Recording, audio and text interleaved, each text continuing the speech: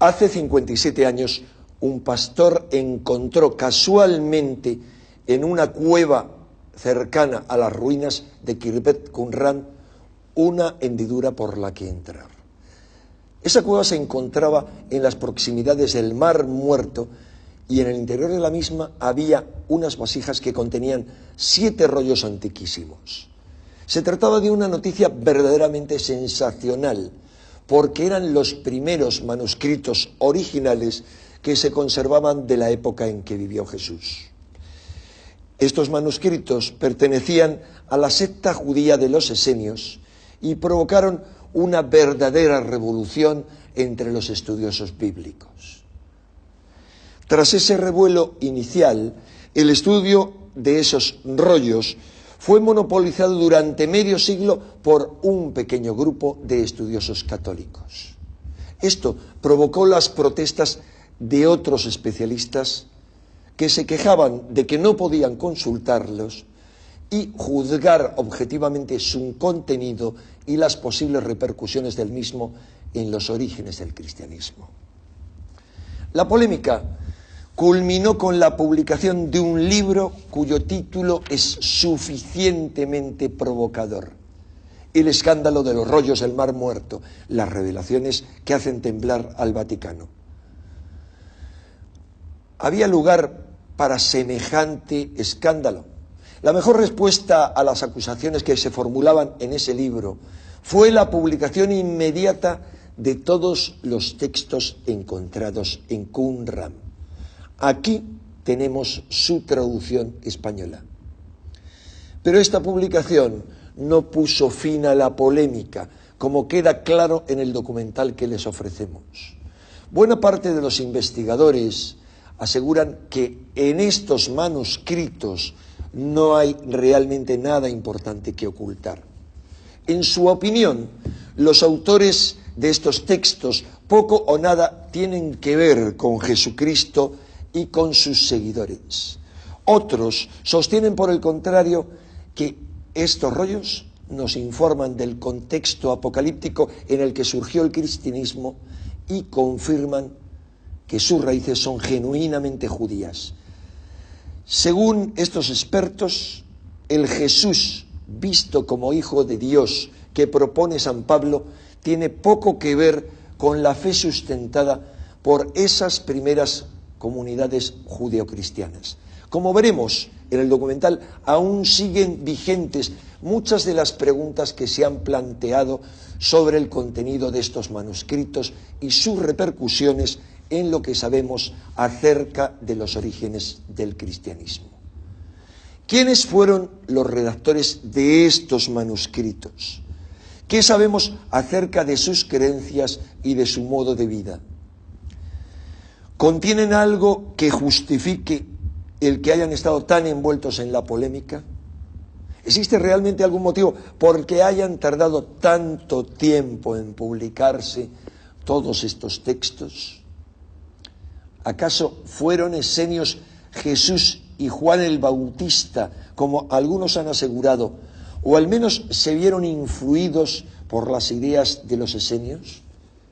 ¿Pudo ser San Pablo el embustero que se menciona en algunos de estos textos esenios?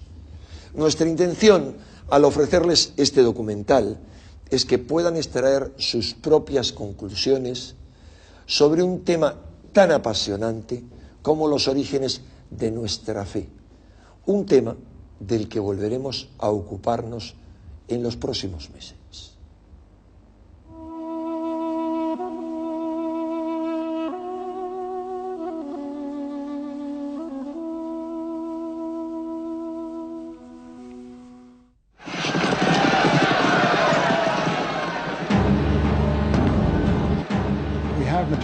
Estos materiales son esenciales para una cabal comprensión del judaísmo y el cristianismo. Se trata de documentos que arrojan luz sobre los orígenes de estas dos religiones.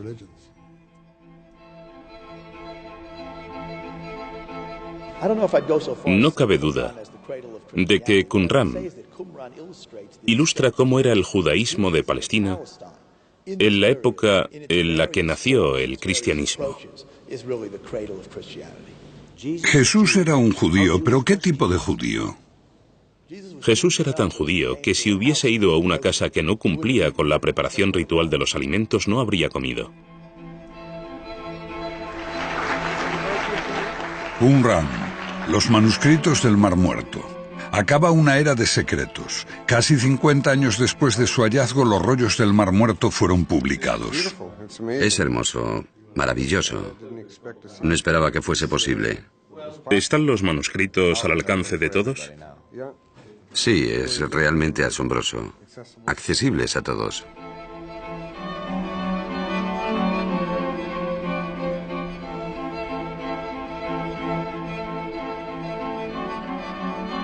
El clan Taamire de beduinos conocía el camino de memoria. Durante generaciones sus ancestros habían llevado los rebaños a través de las lomas del desierto de Judea, junto al Mar Muerto. En 1947 el joven Mohamed Adi, apodado El Lobo, busca una cabra perdida. Al menos esa es la historia preferida. O tal vez estaba buscando viejos objetos para venderlos a los comerciantes de Belén.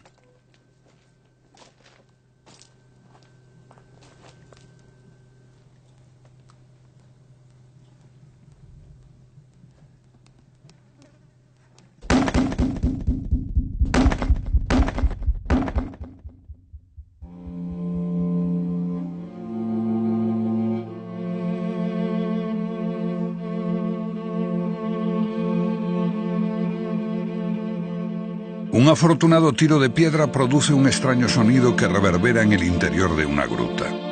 Así fue como se descubrió la primera de las 11 cuevas en las que unos 2000 años antes, unas gentes aterrorizadas ocultaron sus textos más sagrados. Cientos de manuscritos de la Biblia, junto con comentarios y normas de su comunidad. El hallazgo más valioso y controvertido del siglo, un descubrimiento que arrojó una luz inesperada sobre la historia de la fe judía y cristiana.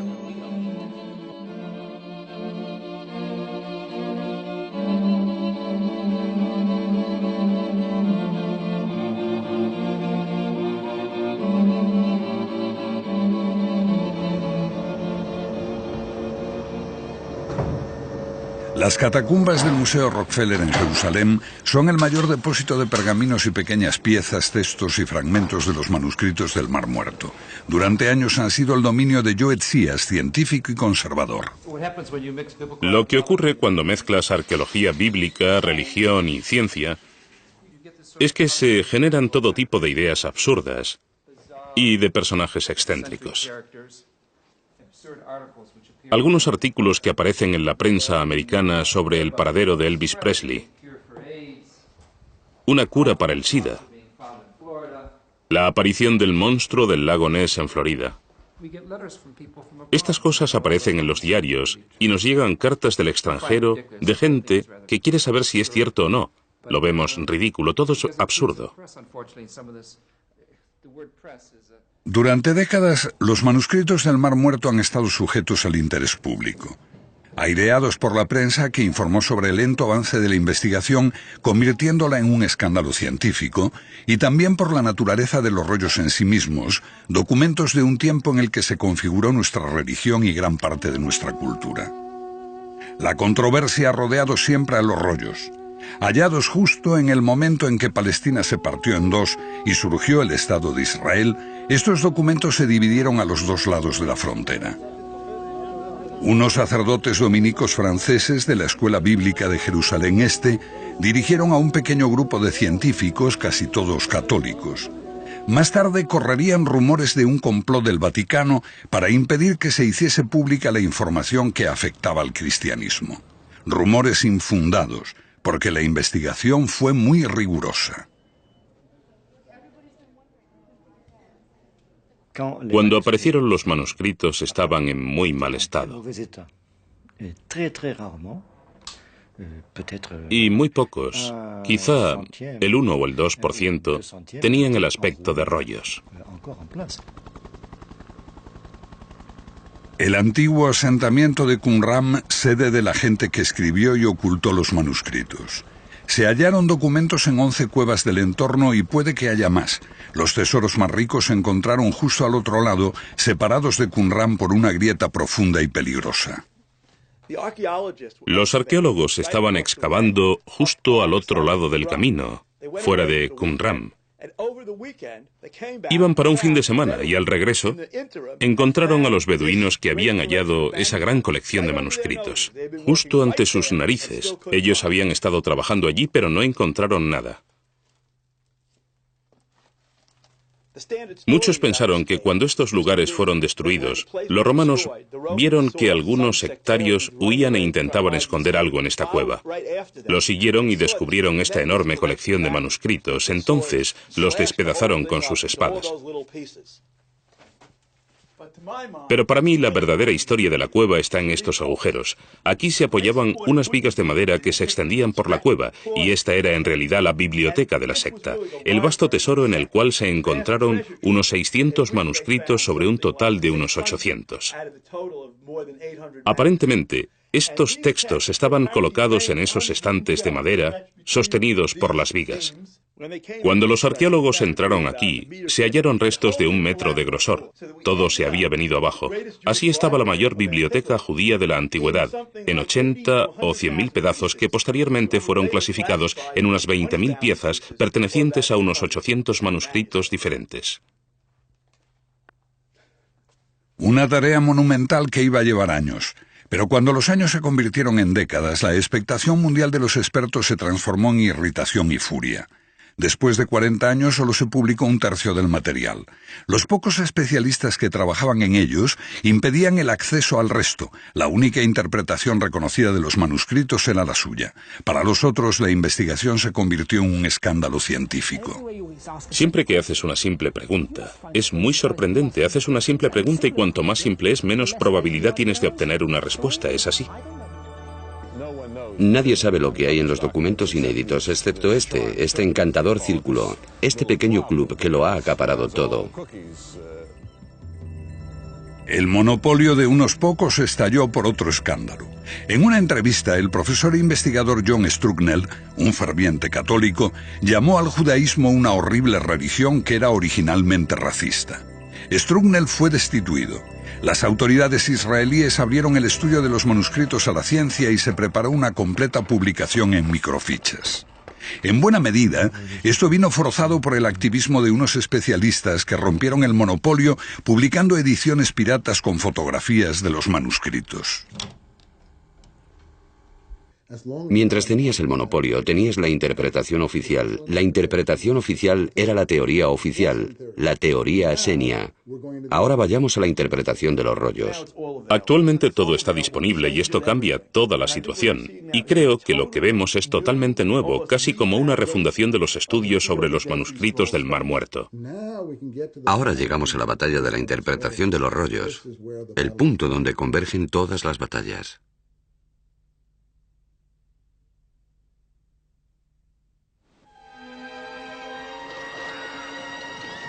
Antes del nacimiento de Cristo, los judíos rechazaban con desesperación a los gobernantes gentiles, los sucesores de Alejandro Magno, que dejaron en Oriente Medio la impronta de la cultura griega. Algunos de esos gobernantes quisieron erradicar el judaísmo quemando las escrituras, erigiendo estatuas paganas en el templo para realizar ritos orgiásticos. Las mujeres que habían hecho circuncidar a sus hijos eran asesinadas con sus bebés. Bajo los macabeos, los judíos consiguieron la libertad, pero por poco tiempo. 50 años antes de Cristo, el romano Pompeyo ocupa Palestina y vulnera la fe judía entrando en el Sancta Sanctorum del templo, reservado solo para Dios. Muchos vieron la llegada de Roma como el final de los tiempos. Este final traería la catástrofe, pero también un Mesías que guiaría a los judíos en una guerra final contra el mal. Roma reservaba sus más horribles formas de ejecución para los mesías, y había varios. Crecía una expectación febril. El sentimiento de que algo dramático estaba a punto de ocurrir estremecía a los judíos. Muchos se retiraron para prepararse para este final de los tiempos.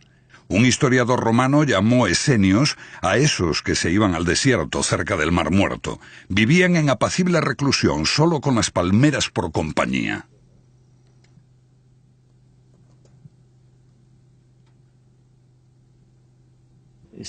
Los grupos que vivían allí, los qumranitas, eran esenios. El colectivo de Qumran vivía en comunidad.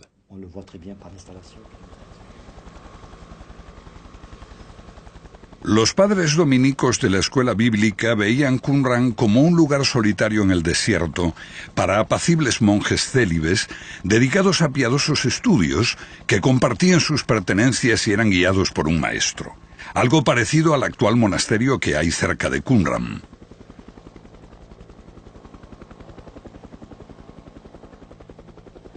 Es una idea muy extendida. Aquí en Qumran estamos viendo la sala de los calígrafos, que es la auténtica habitación donde se escribieron los manuscritos sagrados hace más de 2000 años. Es en esta habitación donde esos escribas trabajaban duro. La mayoría cree que los rollos se escribieron en esta sala, pero ahora sabemos que se redactaron en muchas partes a lo largo de todo el país y luego se trajeron a Qumran. En un determinado momento se escondieron en las cuevas. ¿Por qué esos especialistas creían que hubo un escritorio en Qumran? Porque un escritorio es una sala para copiar manuscritos típica de un monasterio, y como la mayoría de esos especialistas provenían de ambientes monásticos, interpretaron las ruinas de Qumran como un antiguo monasterio. Ellos descubrieron el cementerio allí, pero la parte más interesante es la otra, con cerca de 1000 tumbas humanas, de las que se descubrieron 4 pertenecientes a mujeres.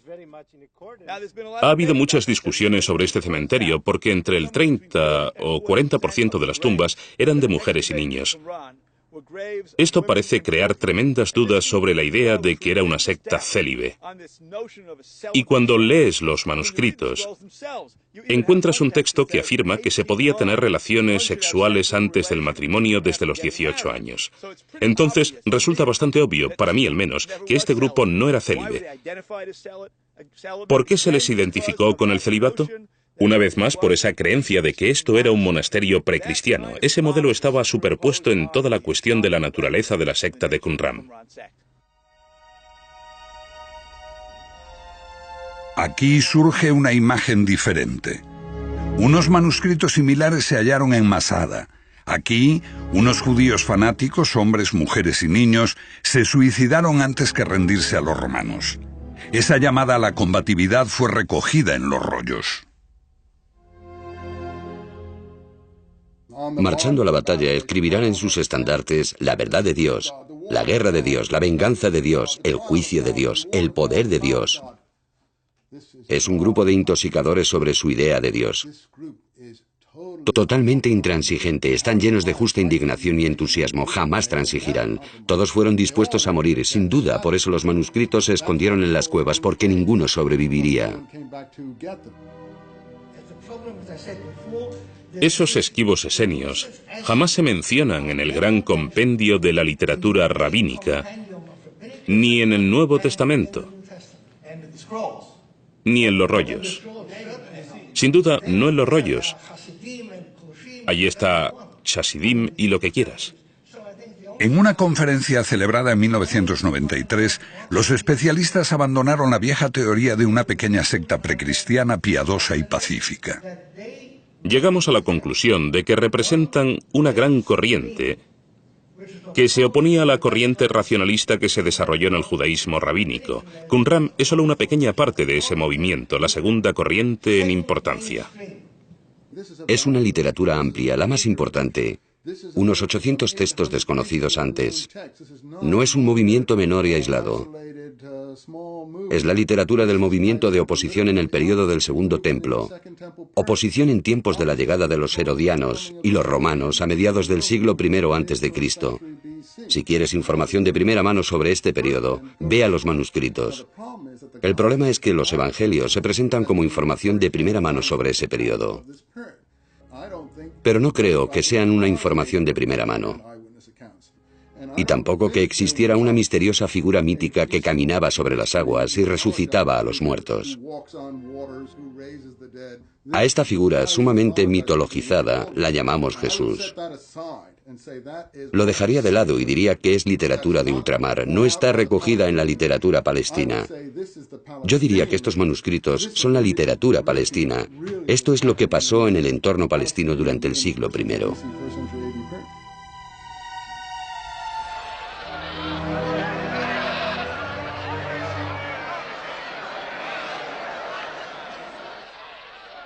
Palestina.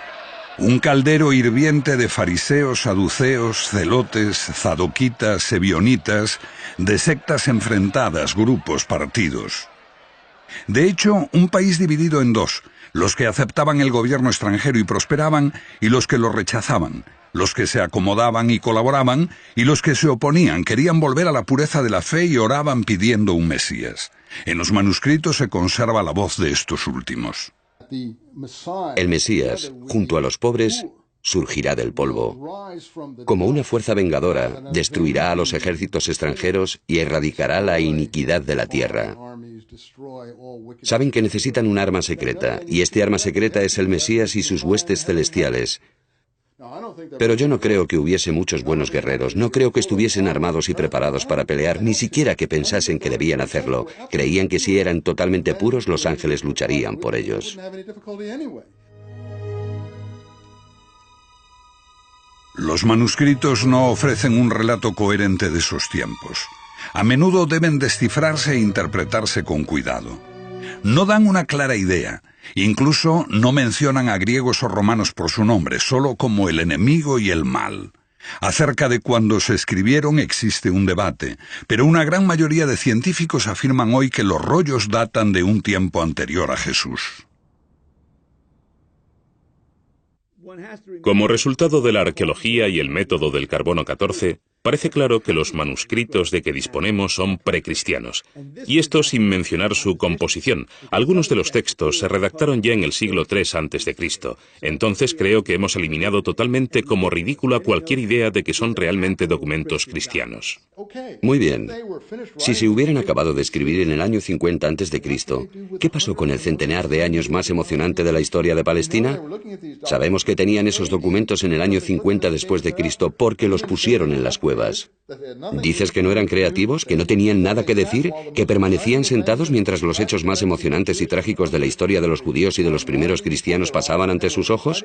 ¿Y que se limitaban a recitar documentos tan viejos como Abraham Lincoln puede parecernos a nosotros hoy o Bismarck a los alemanes? ¿Y rogaban por esos antepasados, ignorando lo que pasaba en su propia época? Yo lo dudo mucho. Pero Eisenman estaba casi solo en esto. Generalmente se creía que los manuscritos eran anteriores a Cristo basándose en la arqueología y en la datación por carbono 14. Aun cuando la investigación de la escuela bíblica esté también sujeta a críticas y la datación del carbono a veces sea cuestionada. Pero Eisenman cree que algunos de los rollos pueden ser posteriores, por lo que ve en los textos.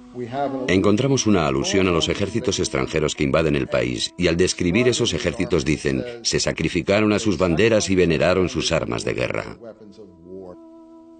Solo los ejércitos romanos, desde los tiempos de Jesús en adelante, se sacrificaron a sus banderas mientras sostenían el busto de sus emperadores deificados. Utilizando datos internos como este, Eisenman va contracorriente de la mayoría, algo que a veces parece gustarle. Se trata de un especialista judío que jamás ha estado fuera de aquí. Decía, Eisenman le da demasiada importancia a los manuscritos. Están tan apagados como el Mar Muerto. El Mar Muerto es gris pizarra, un color muerto, y así son los rollos. Él escribió esto en Commentary Magazine, una de las revistas más famosas de Estados Unidos. Yo le respondí diciendo, obviamente su escritor no ha estado jamás en el Mar Muerto en sus días más azules. Por eso tampoco puede entender el color de la literatura del Qumran.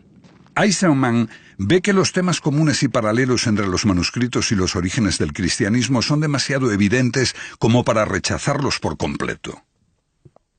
Al otro lado del Mar Muerto está Qumran.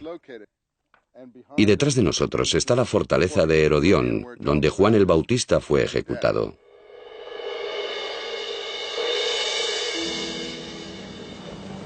Juan el Bautista. Es difícil eludir los paralelismos entre él y Qumran. Ambos están en la misma área. Ambos hacen hincapié en varios rituales de purificación, en el bautismo para la purificación del cuerpo y del espíritu por inmersión en el agua. Ambos atacan el sistema y a los sacerdotes por sus negligencias y sus componendas con el enemigo. Entonces dice, vosotros, generación de víboras, recordad que el fuego está preparado y la paja a punto de arder. Juan se prepara en el desierto para la llegada del Mesías, precisamente como está escrito en los manuscritos. Se separan de sus casas. Separar significa abandonar la zona contaminada por hombres impios, y se marchan al desierto para preparar el camino del Mesías. Así está escrito: prepara en el desierto el camino de nuestro Señor. Haz una senda recta en el desierto para nuestro Dios. Ambos maldicen a los gobernantes por sus vicios. Por ejemplo, el matrimonio de una sobrina con un tío. Eisenman considera esto otra indicación de la fecha de algunos de los manuscritos, porque esta práctica era común entre los herodianos, que gobernaban como reyes títeres en los tiempos de Juan y Jesús. Los partidarios de Juan son tantos que éste se transforma en una amenaza. Los evangelios eluden el hecho porque ponen a Jesús en el mismo nivel. Para ellos, Juan cae víctima de los caprichos de una princesa herodiana, pero un historiador romanizado describe la verdadera historia. Josefo presenta a los herodianos como temerosos de Juan, porque es tan popular que puede liderar una revolución. Por tanto, no hay ninguna Salomé, ni es cierto el cuento de hadas sobre la fiesta de cumpleaños y la danza de los 7 velos que difundió la cultura occidental en el arte, en la ópera. Hay una dura medida preventiva, que es la ejecución de un agitador problemático. Los manuscritos del Mar Muerto no mencionan eventos específicos, presentan una visión combativa del país y otra interpretación de los tiempos. Hacen que uno vea contradicciones en los evangelios. Además del dulce y místico Jesús, hay otro Jesús intransigente con los poderes, el que limpia el templo de mercaderes. Los llamados cambistas eran en realidad gente que vendía ofrendas. Podían comprarlas los ricos para ofrecerlas en el templo. Y Jesús sentía que eso era intolerable. Con esta historia, Jesús se coloca en el bando de la estricta observancia de la ley. Un Jesús militante, muy al estilo de los rollos del Mar Muerto, nada complaciente, desafiando a los sacerdotes y a sus amos romanos. ¿Qué sabemos del Jesús histórico? Lo describen con acierto los evangelios. Jesús entrando en Jerusalén en un humilde asno blanco. En la tradición judía, por lo menos lo que sé por fuentes posteriores, existía la idea de que el Mesías llegaría en un asno blanco. Y por lo tanto parece que los evangelios colocan a Jesús en este asno blanco para simbolizar que es el Mesías. Igual que sitúan su nacimiento en Belén, que es el lugar de nacimiento del rey David, cuyos descendientes se esperaba que ocupasen el trono mesiánico. Los historiadores creen ahora que Jesús vino probablemente del norte, de Galilea, no de Nazaret, porque ese lugar no existía entonces. Ese epíteto debe venir de Nazarini, que significa guardián de la ley. Los evangelistas son capaces de todo para hacerlo nacer en Belén. El Evangelio de Lucas, por ejemplo, dice que no hay sitio en la posada. Este texto lleva a la familia hasta Belén, cuando están viviendo en Nazaret y no encuentran sitio en la posada. Así tenemos la imagen de Jesús favorita, que nació en un pesebre. Esto lo contradice el Evangelio según Mateo, porque en Mateo la familia de Jesús no vive en Nazaret, vive en Belén, y ese es el escenario de Herodes. Tenemos la imagen de la familia de Jesús viviendo en Belén y a Herodes queriendo matar a los niños judíos. Se describe a la Sagrada Familia huyendo de Belén. Dada la naturaleza contradictoria de la información, lo que podemos preguntarnos, ¿qué sabemos de Jesús? Absolutamente nada. Porque toda la información se contradice a sí misma, hasta el punto de convertirse en nada.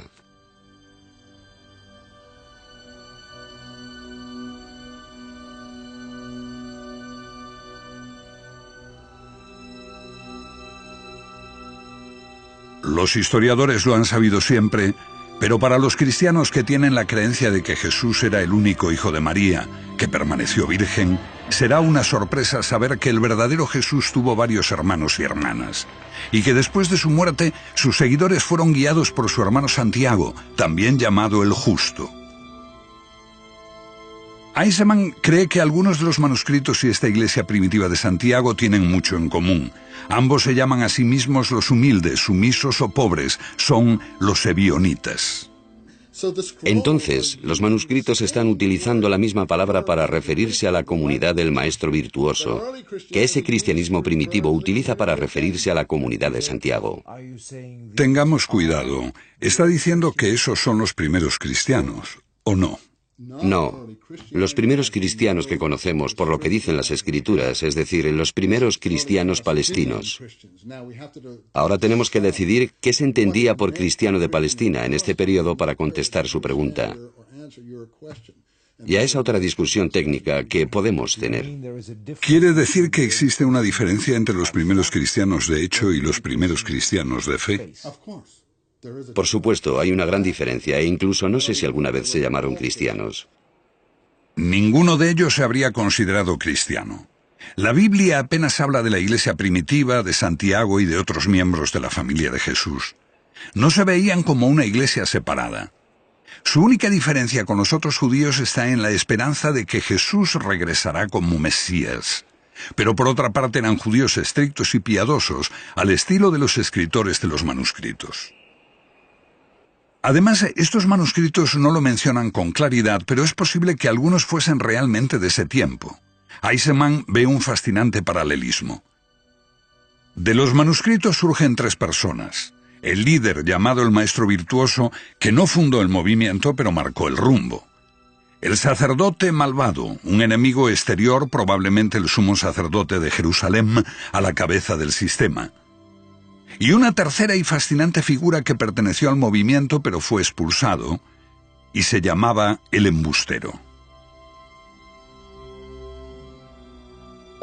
Y a este embustero alguien le dijo que impartiese enseñanzas equívocas de la ley, para eliminar la frontera que los antepasados habían establecido, para llevar a la gente por el mal camino y negar la ley en medio de toda la comunidad. No podría ser una descripción mejor de lo que hace Pablo en la conferencia en Jerusalén, en el libro de los Hechos y en su carta a los apóstoles.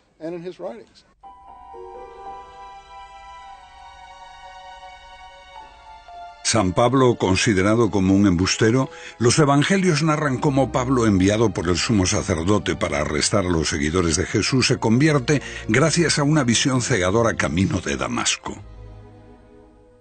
En los manuscritos del Mar Muerto, Damasco es utilizada como un nombre clave para mencionar la región donde están situados los campamentos en el desierto. Lo que algunos especialistas han propuesto es que Damasco es un distrito dentro del sistema administrativo romano y otro término para designar la región de Qumran. Se trató de una conversión, las creencias de Santiago, pero que después le crearon conflictos. Aunque muchos estudiosos, incluido Larry Schiffman, rechazan categóricamente relacionar ambas cosas, esta teoría se ajusta a la historia.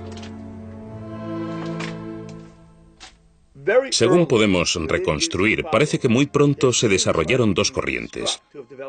Una, personificada por Santiago el Justo, que quería mantener el cristianismo como una forma de judaísmo, practicando todos los ritos judíos. La otra pretendía ver al cristianismo como un movimiento mundial y ponerlo fuera de Palestina y fuera de la comunidad judía.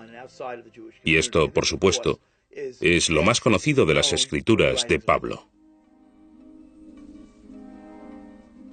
En esta confrontación entre Santiago y Pablo tenemos el verdadero epítome de lo que se dice de Qumran.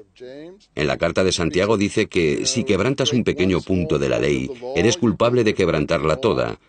Por lo tanto, sé un mantenedor, no un quebrantador. Sé un hacedor. Todas estas palabras las encontramos en el vocabulario de Qumran. Santiago es un cabal representante de la escuela de pensamiento de Qumran. Tiene un compromiso con las leyes del país, con su independencia, resistencia al gobierno extranjero, resistencia al sacrificio extranjero en el templo, resistencia a todo lo extranjero, y Pablo es todo lo opuesto. ¿Qué dice San Pablo? Pablo dice lo opuesto. La vía de Pablo lleva el cristianismo a los gentiles. Pablo dice que todos somos iguales en Cristo Jesús. Pablo representa el cosmopolitismo helenístico.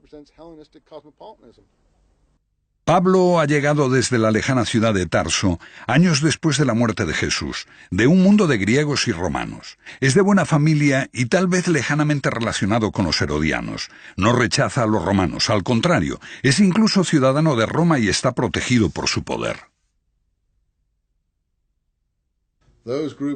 Esos grupos contrarios a Pablo utilizan el mismo lenguaje de Qumran, llamándole un enemigo, un adversario, un embustero, un lenguaraz. Son las mismas expresiones que encontramos en Qumran.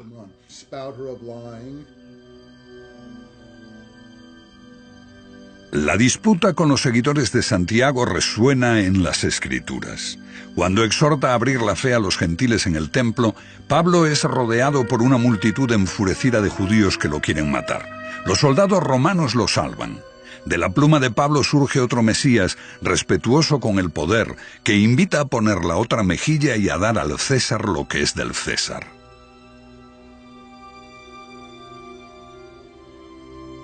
Pablo no sabe nada de Jesús. Un hecho que parece conocer es que fue crucificado. No parece disponer de material íntimo, ni siquiera lo cita. Es muy sorprendente que alguien que vive en una proximidad tal y que tendría que conocer historias y haber oído relatos de otra gente, sepa tan poco sobre Jesús. La figura que Pablo sí conoce es la que revela cosas desde una morada celestial. La figura que él llama Cristo Jesús está en los cielos. Es el Espíritu Santo que le revela a Pablo este Cristo Jesús de los cielos. Por eso los grupos de Qumran se habrían referido a un personaje tal como un hombre de mentiras y cosas así, porque obviamente en una situación como esa el Cristo Jesús en los cielos se transforma en lo que piensas que debería ser. Entonces, ¿quién conocía al Jesús terrenal?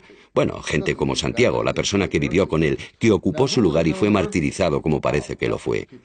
Por eso, yo digo que una vez encontrado el Santiago histórico, en realidad has hallado al Jesús histórico. Pablo difunde su palabra fuera, lejos de la iglesia de Santiago. Una misión que se adapta mejor al mundo de los gentiles, griegos y romanos. El mensaje de un Cristo para todos, un Jesús más suave que el Mesías de los manuscritos del Mar Muerto.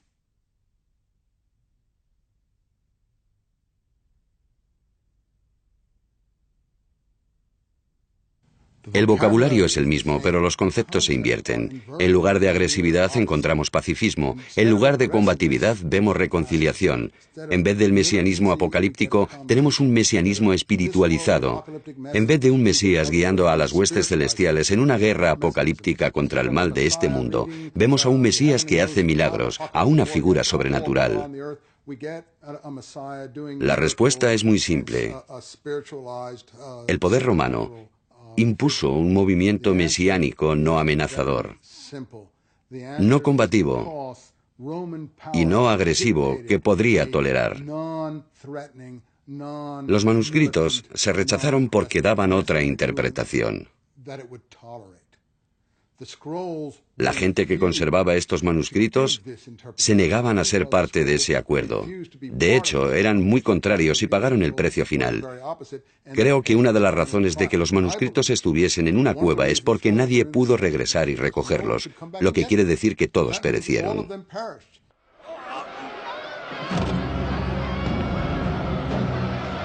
Estamos en el año 67, cuando toda una generación posterior a Jesús muere.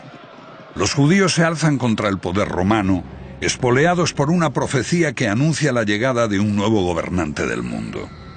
Él expulsará todo el mal de la tierra, pero el Mesías no viene. El apocalipsis se torna en catástrofe y holocausto. El emperador Vespasiano arrasa Palestina. Los judíos son diezmados. Decenas de miles son crucificados, multitud de personas son asesinadas o llevadas como esclavos. Jerusalén arde, el templo es arrasado, sus tesoros saqueados.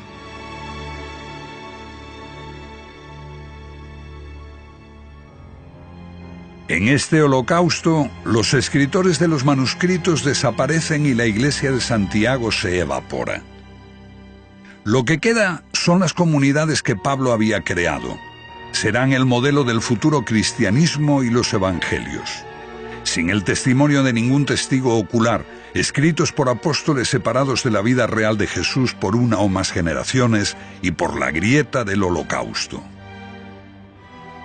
Los evangelios de Marcos y Lucas fueron escritos entre los años 70 y 90 después del alzamiento, el de Mateo entre el 80 al 100, y el de Juan más tarde incluso 3 o 4 generaciones después de Jesús. ¿Qué credibilidad tienen los evangelios? Un hecho crucial para los cristianos es la resurrección. ¿Cómo se describe esta? En Marcos, 3 mujeres ven a un joven vestido de blanco. En Lucas, 3 mujeres y 3 hombres ven a 2 hombres con trajes brillantes. En Mateo, 2 mujeres ven un ángel. Y en Juan, solo María Magdalena ve a 2 ángeles. Al compilar su Nuevo Testamento, la Iglesia de Pablo tuvo muchos testimonios contradictorios entre los que elegir, y mucho lo decidió la política del momento. La selección necesitaba tener un amplio atractivo y excluir lo que no agradase a los gentiles. Necesitaría afirmar una ruptura con el judaísmo y desviar la atención de la Iglesia original de Jerusalén y trasladar cualquier culpa de los romanos en la muerte de Jesús a los judíos. Así, Jesús casi se transforma en un no judío.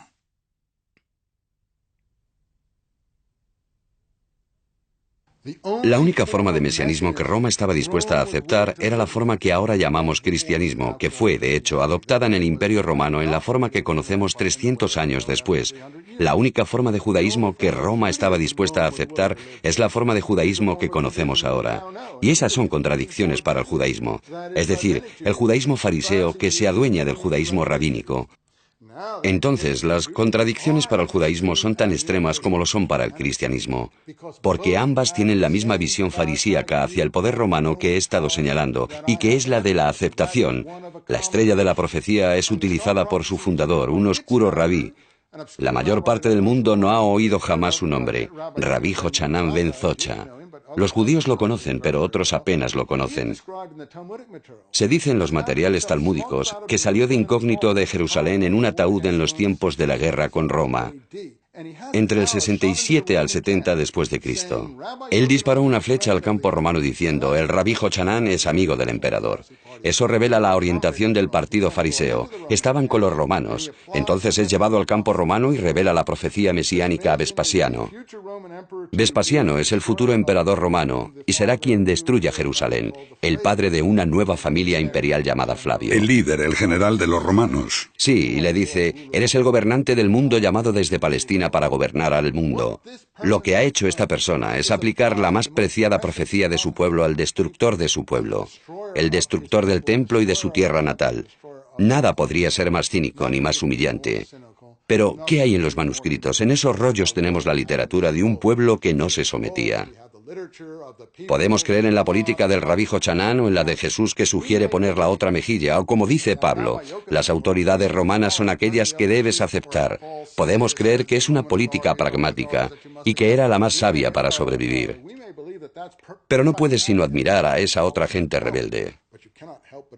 Estemos o no de acuerdo con ellos, eran los mártires de la época. Los otros eran los acomodaticios. Y la razón de que no sobrevivieron es porque anhelaban la totalidad. La literatura que nos legaron y que ha salido a la luz son los manuscritos.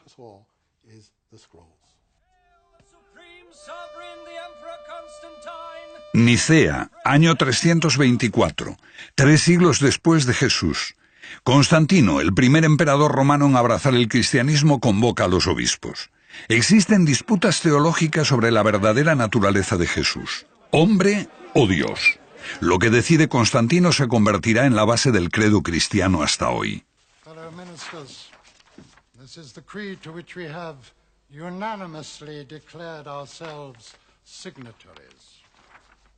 En la auténtica tradición romana, por voto mayoritario de los obispos y por decreto imperial, Jesús se transforma en un Dios.